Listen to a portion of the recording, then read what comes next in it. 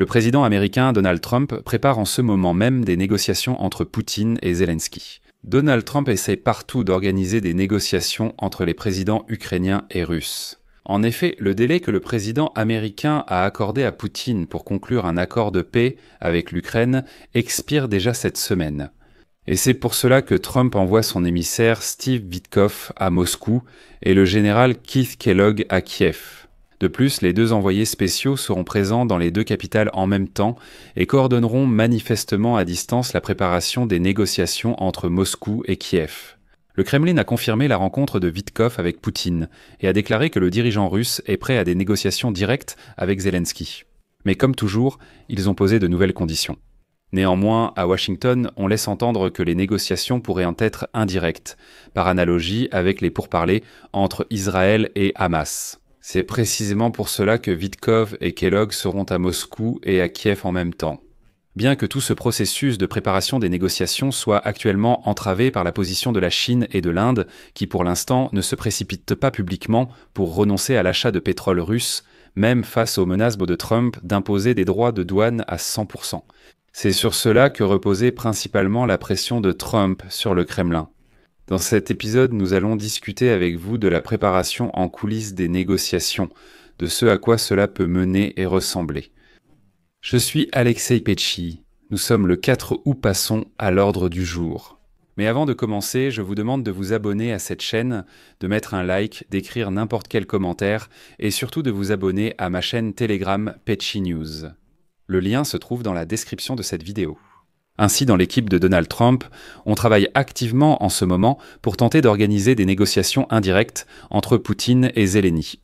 Le président américain Donald Trump a confirmé que son envoyé spécial Steve Witkoff se rendra en Russie cette semaine. Lors d'une conversation avec des journalistes, Trump a déclaré que Witkoff pourrait se rendre en Russie mercredi ou jeudi. De plus, selon Trump, ce sont les Russes qui ont demandé la visite de Witkoff avant la fin du délai de 10 jours fixé par Trump à Poutine. Voici la citation de Trump. « Witkoff ira peut-être, je pense, la semaine prochaine, mercredi ou jeudi, il ira peut-être en Russie. Ils aimeraient te le voir. Ils ont demandé qu'il les rencontre, et nous verrons ce qui se passera. » Trump a également répété que si la Russie n'accepte pas un cessez-le-feu en Ukraine avant la date limite, il imposera des sanctions. Cependant, il a noté que les Russes ont bien appris à contourner ces sanctions. Citation. « Il y aura des sanctions, mais il semble qu'ils évitent assez bien les sanctions. Vous savez, ce sont des personnages rusés, et ils évitent assez bien les sanctions. Nous verrons ce qui va se passer. » En répondant à la question de savoir quel serait le message de Steve Witkoff aux Russes et s'ils peuvent encore éviter les sanctions, Trump a déclaré qu'il était nécessaire de conclure un accord qui permettrait d'arrêter la mort des gens. Il a rappelé que des données sur d'énormes pertes parmi les militaires russes ont récemment été rendues publiques, ainsi que sur des milliers d'Ukrainiens malheureusement tués. Je rappelle que Trump a annoncé la visite de Witkoff à Moscou dès la semaine dernière. Dans le même temps, l'ambassadeur des États-Unis auprès de l'OTAN, Matt Whitaker, a déclaré que cette visite pourrait apporter certains résultats qui rapprocheraient la fin de la guerre en Ukraine.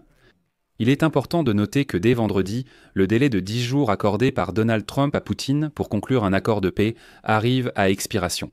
Et donc la visite de Witkoff les 6 ou 7 juillet en dit long. Dans le même temps, on a appris aujourd'hui que l'envoyé spécial du président américain Donald Trump pour l'Ukraine, Keith Kellogg, se rendra à nouveau à Kiev dans les prochains jours.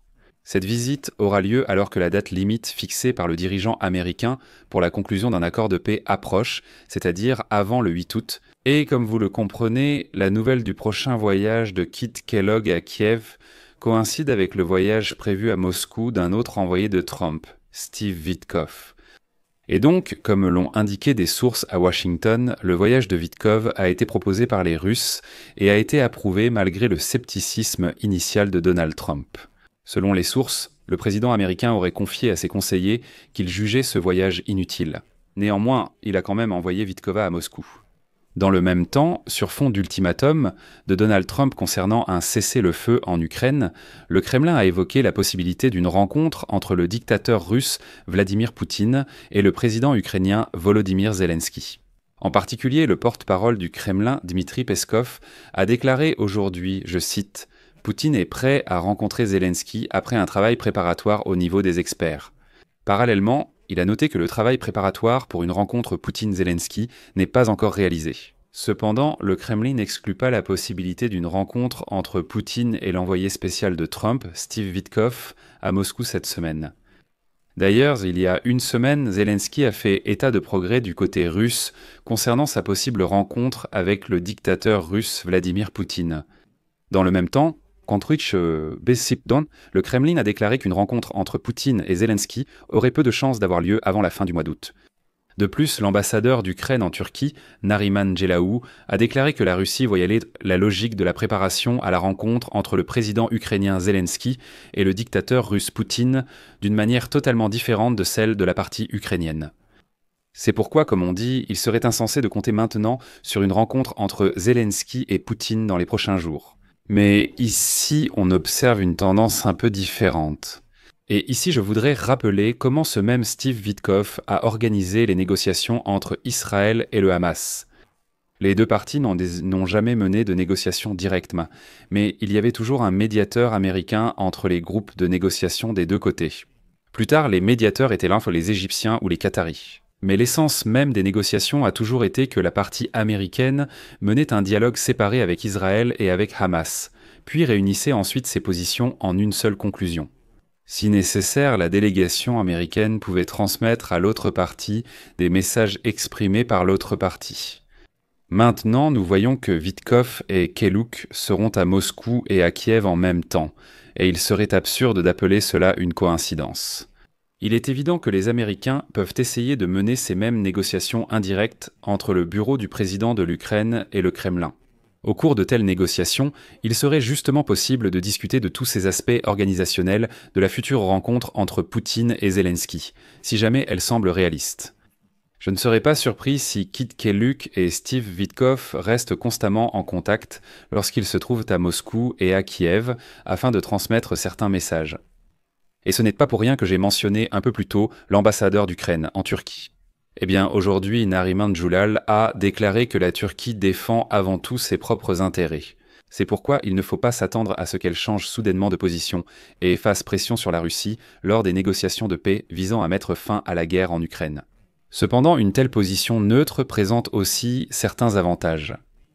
Ensuite, voici sa citation. « Tout le monde comprend parfaitement la Turquie, peut-être à leur manière. Notre tâche est de leur faire comprendre notre position et d'expliquer certains points. Mais nous devons rester réalistes. La Turquie défend avant tout ses propres intérêts. Il ne faut donc pas avoir d'attentes irréalistes envers elle. Concernant leur neutralité dans les négociations, ils remplissent actuellement pleinement le rôle de facilitateurs. C'est précisément l'équilibre entre le soutien à la souveraineté de l'Ukraine, d'une part, et l'absence de pression ouverte sur la Russie, d'autre part, qui permet à la Turquie de servir de plateforme de négociation. Les pays européens, qui soutiennent presque entièrement l'Ukraine, ne sont déjà plus considérés par la Russie comme une plateforme possible pour des négociations diplomatiques.